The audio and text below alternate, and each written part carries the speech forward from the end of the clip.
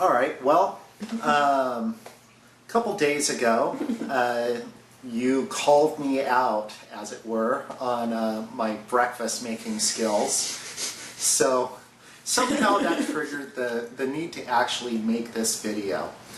Now, sometimes you can get away with doing some pretty simple food and make some pretty good stuff for pretty cheap.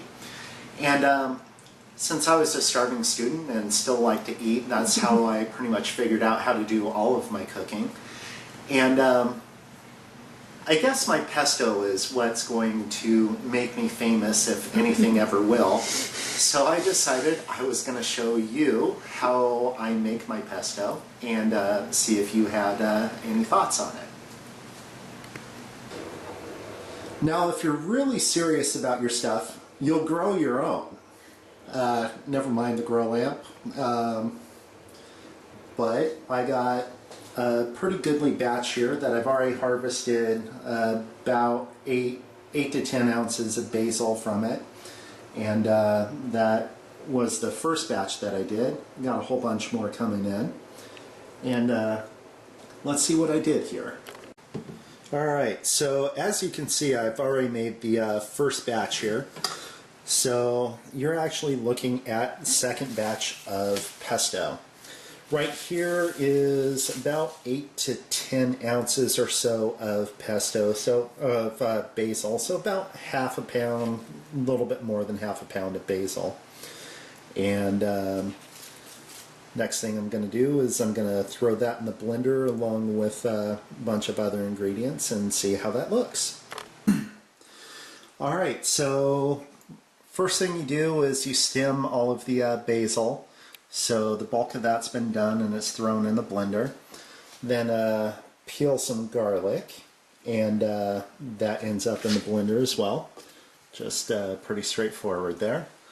Then put all sorts of whatever sounds good in there. A little bit of salt, a little bit of pepper. I always put a little bit of red pepper flakes in there, and just a touch of really cheap red wine vinegar, and then I blend it all together. Now at this point I've added a number of spices, a little bit of salt and pepper, some chili flakes, and now you add some walnuts actually. And they're actually going into the blender, and I know the purists are going to have a heart attack that I am actually using walnuts in my pesto. But when you blend it in with the basil and everything else, what that really does is give it a lot of extra body and something of a meatiness that kind of makes my pesto distinctive from everyone else's. So I'm going to throw that in and give it a good blend. Alright, so I have now completely blended up all of the basil and spices and garlic. And just so you know, a blender won't blend unless you put some kind of fluid in there for it to mix everything up with. So once again, this is something that the purists will have a heart attack with, but I actually use just enough canola oil to let the blender do its work, and there's a number of reasons for that, but principally canola oil will not congeal or solidify when it's in a refrigerator, so that actually helps the pesto keep a little bit more useful. And here I have the halfway done process. Alright, so the next step. As you can see, I have rough chopped some pine nuts here. A goodly amount of pine nuts, but I just chopped them pretty rough, so they're going to kind of be a little bit chunky, but retain the actual pine nut texture and taste, and doesn't get completely absorbed into the pesto itself.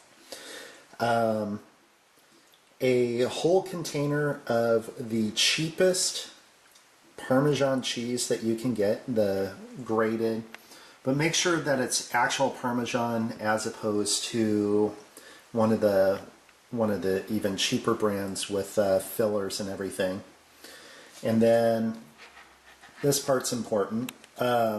Actual shredded, better Parmesan cheese as well.